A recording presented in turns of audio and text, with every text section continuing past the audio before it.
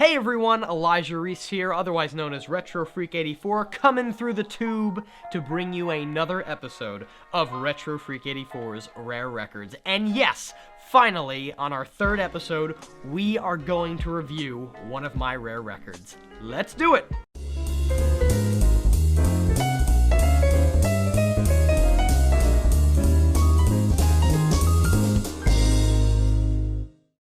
We are now going to delve into the deep depths of my expansive rare record collection and bring out a record that has the distinction of being the record I paid the most money for.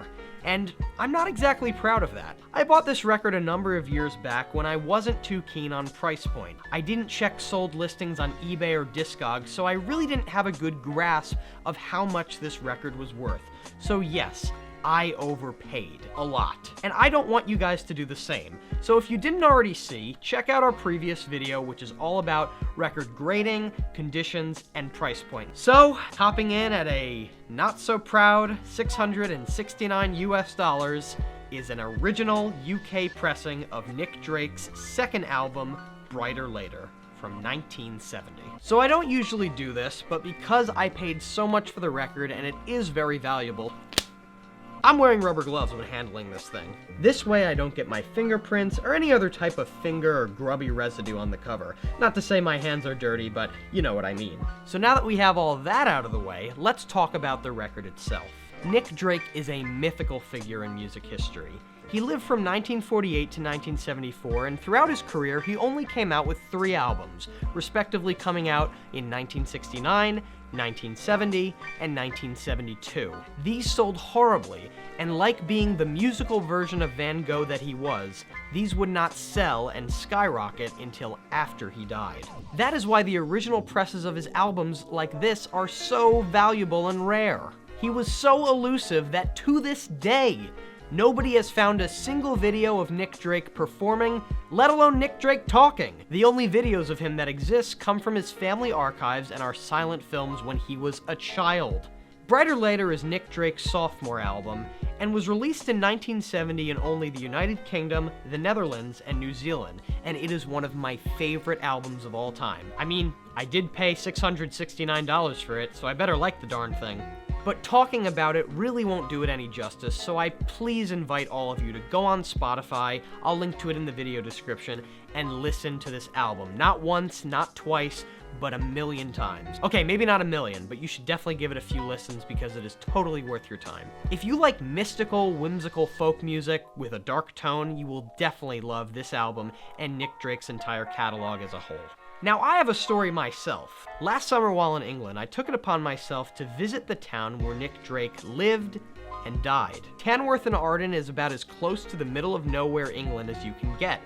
I had to go through not 1, not 2, but 5 cab companies over the phone just to find one that actually knew where this place was. Luckily, I found my cab, and they took me all the way from an area near London to Tanworth-in-Arden.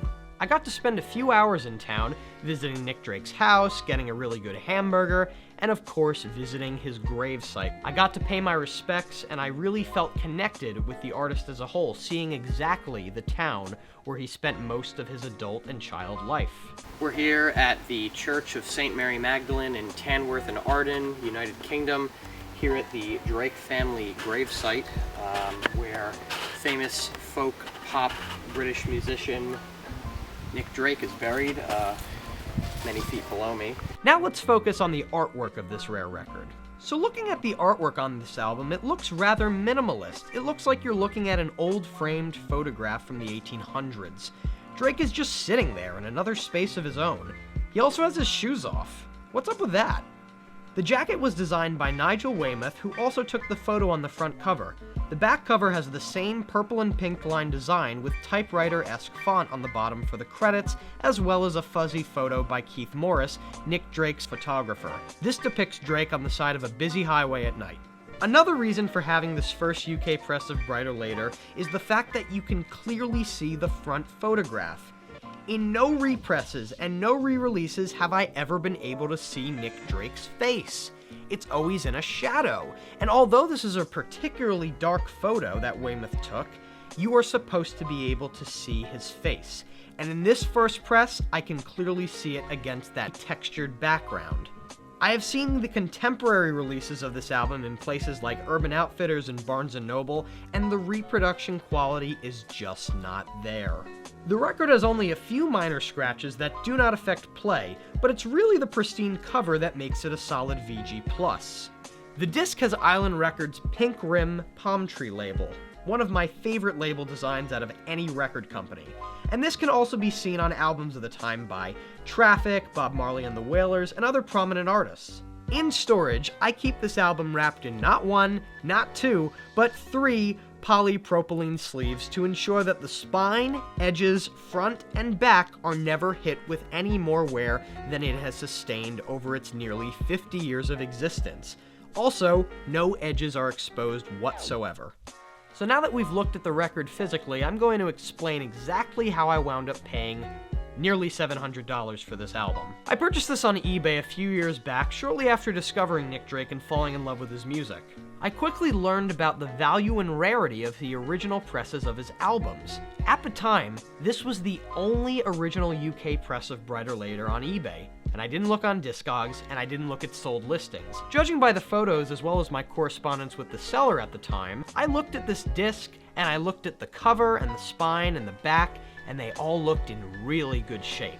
Because the original textured cover is so thin and such a strange material that you can literally feel with your hands, the sleeve therefore gets damaged very easily. You can almost never read the spine of these records because they have all been rubbed out. The cover is truly in fantastic shape. The disc, however, has some minor surface wear, has some signs of being played, and I didn't realize this until after I bought the record, and my local record store owner showed me under a harsh light that it was in fact not worth nearly $700. He told me that if he were to put the record out, he would put it at somewhere between $350 to $400, which was a much more appropriate price. It was a dumb rookie mistake, and one that was completely avoidable. Had I done my research, had I known what to do, had I known a lick about record pricing and condition, I would have paid much less for this album. My naivety got the best of me as well as my impulsivity,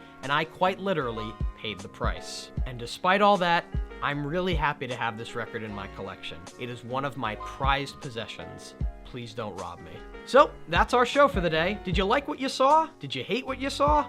Let me know down in the comments, and make sure to give us a follow on Instagram at Rare Records on YouTube, and like our page on Facebook at facebook.com/Rare Records on YouTube. And if you're into British folk, Nick Drake, elusive artists, or just rare records and record collecting in general, make sure to like, comment, subscribe, and ring that notification bell so that you never miss an episode of Retro Freak 84's Rare Records right here on the Retro Freak 84 channel. And lastly, let's collect some rare records together.